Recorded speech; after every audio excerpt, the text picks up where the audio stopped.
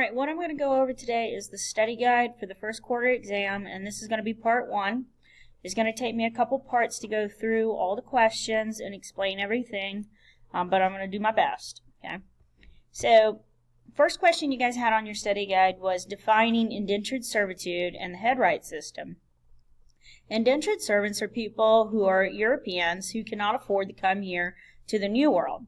So if you're here in the New World, you're an English colonist, you could go ahead and pay for one of these people to come over.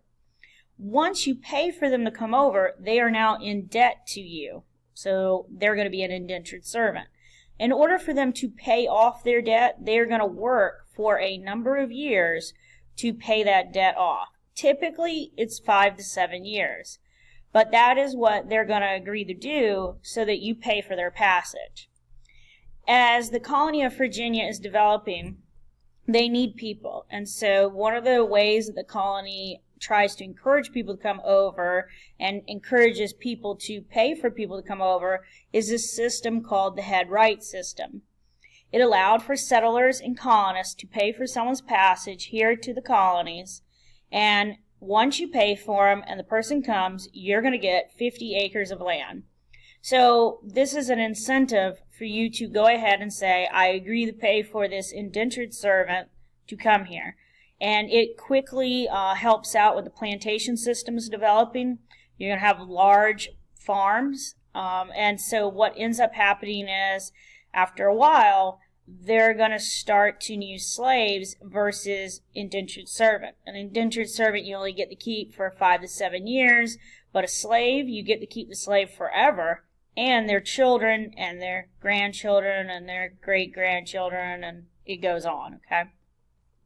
So the next question you had is explain how the two terms in the above question are related to each other.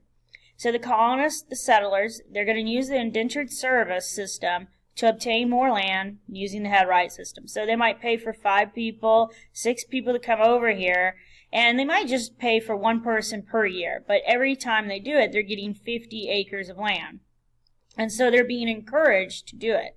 And so they're going to plant tobacco because that's what the colony of Virginia is really known for, is tobacco.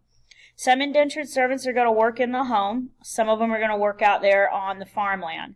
If you're a small farmer, which most of them are in the beginning, it's them, their spouse, and the children are out there farming. But when you have a little bit of extra money at the end of the month and you keep saving it up, you will pay for somebody to come over here through indentured servitude.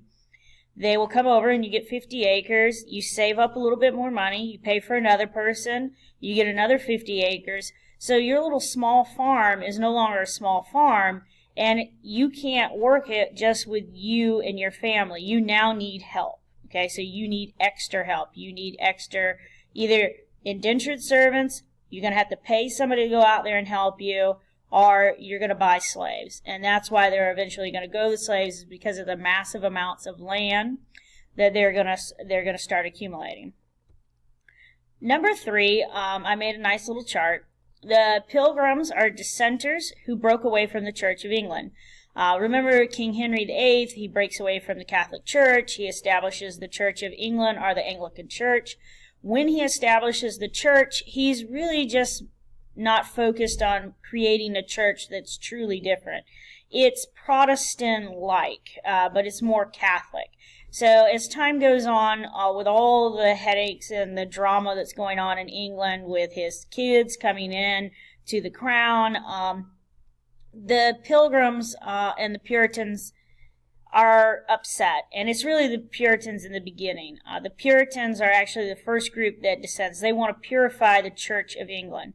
And so what ends up happening is they get maybe a little too extreme, and the Pilgrims are going to break away from them. But both the Pilgrims and the Puritans are people who disagreed with the Anglican Church, the Church of England, and they decided to form their own church. Because they decided to form their own church, or a purified form of it, what happens is they're not really welcomed, or they're not really liked in England. So they're going to come here to the New World, to the colonies, and they're going to create their own colony. So for the Pilgrims, you're going to have Plymouth. For the Puritans, you're going to have the Bay Colony. The leader that you should know for the Pilgrims will be William Bradford. And the leader that you should know for the Puritans is this guy named Jonathan Winthrop. We will read The City Upon a Hill, an excerpt from Jonathan Winthrop's speech. When you look at the Pilgrims and you look at the Puritans, their leaders are ministers. Their leaders are church leaders. So their government and their church are one and the same. They don't have a separation of church and state as the United States has today. And this is there's going to be some incidences there in these colonies, particularly in the Bay Colony, that's going to show us that we need to have that separation of church and state. The Pilgrims, when they're coming over on the Mayflower, their boat, they would go ahead and agree to have a government document created. And so they're going to create this document, the Mayflower Compact. And what it's going to basically say is every man of the colony, who's also a member of the church, because you had to be, we're all going to vote for the greater good. So every single time they vote on an issue, they're going to vote on what's best for the entire colony and not just them. And the significance to that is it becomes the foundation for our U.S. Constitution. When we ask people to go vote, we ask for you to vote for what is best for the nation, not what's best for you or your group. It also is the government document for the colony of Plymouth. What the document also shows, the big significance too, is that people will actually submit to laws for mutual protection and survival. You're coming to the New World, there's no stores, there's no nothing. So when you come here, if you guys don't work together, you're not going to make it. Remember in Jamestown in 1607, they came here and they weren't willing to do anything. And then by the winter of 1607, Bob's what's for dinner, because they resort to cannibalism. For the Puritans, they're going to make this famous speech, and this is something you need to know, is the City Upon a Hill. And how the Puritans feel is that they need to be a perfect Christian society. And so their city, their colony, of the Bay Colony, is going to be perfect. And everybody else is going to look at them as an example of how to live the perfect Christian life. If you look at the root of their name, it's pure. And so they want to be as pure Christian as possible. The Pilgrims are a little bit different.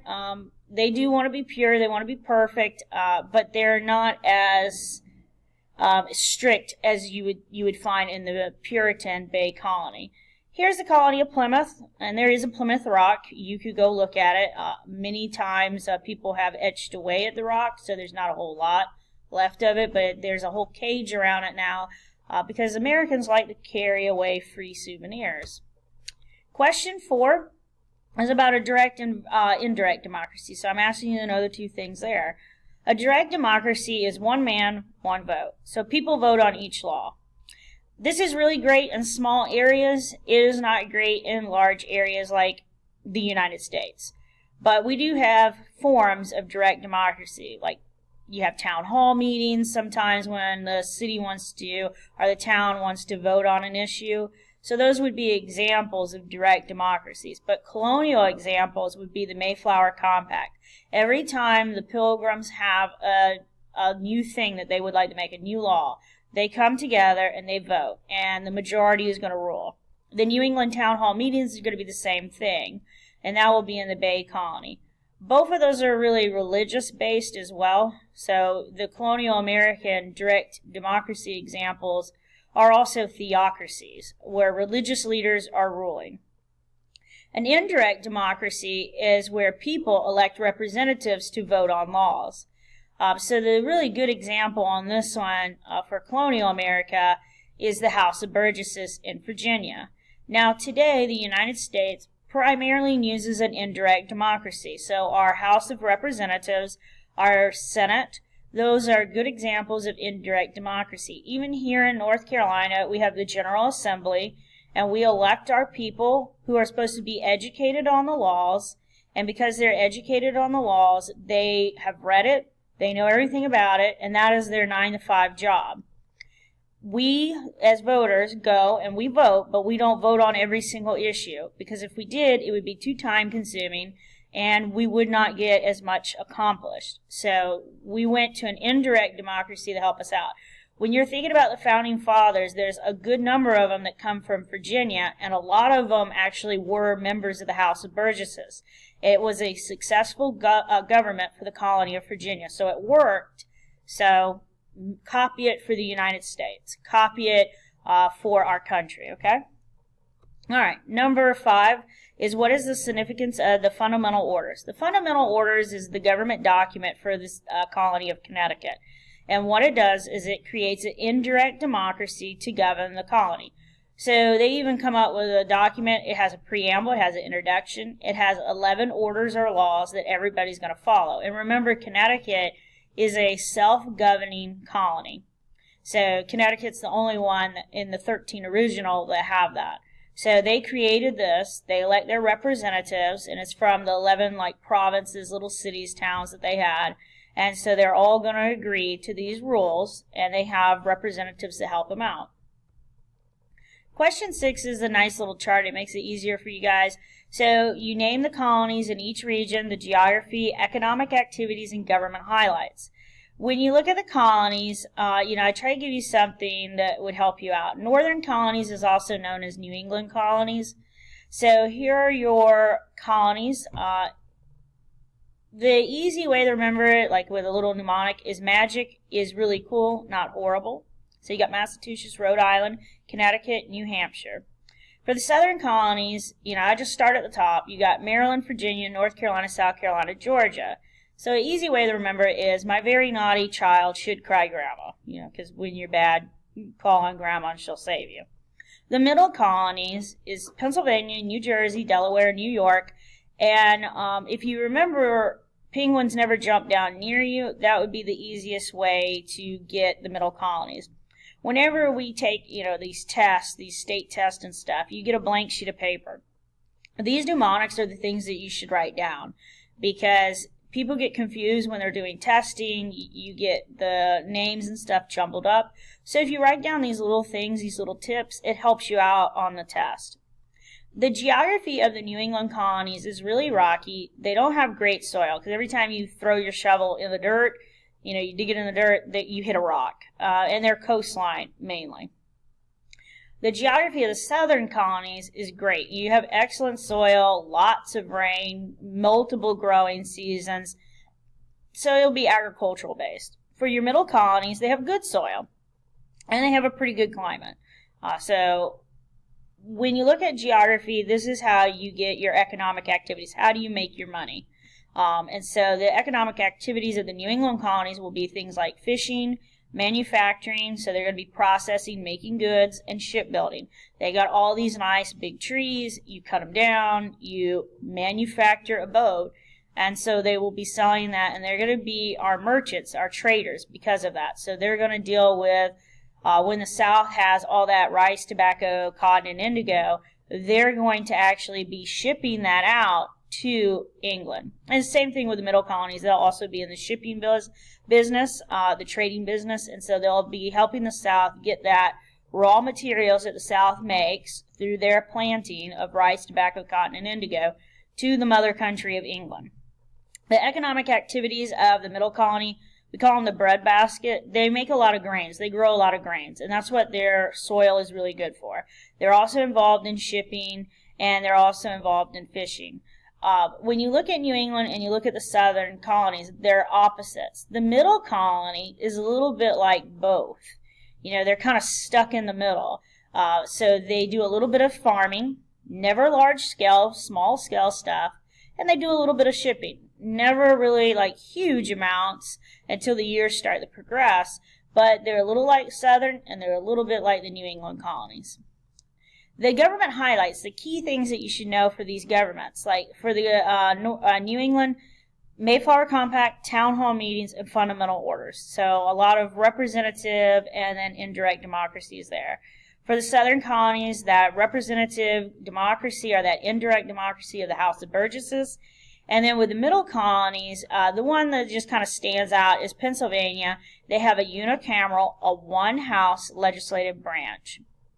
So all of those kind of governments are going to influence our colonial leaders when they actually decide to become the United States of America. And so we get it with the Articles, our first government, and then we're going to get it again with the U.S. Constitution.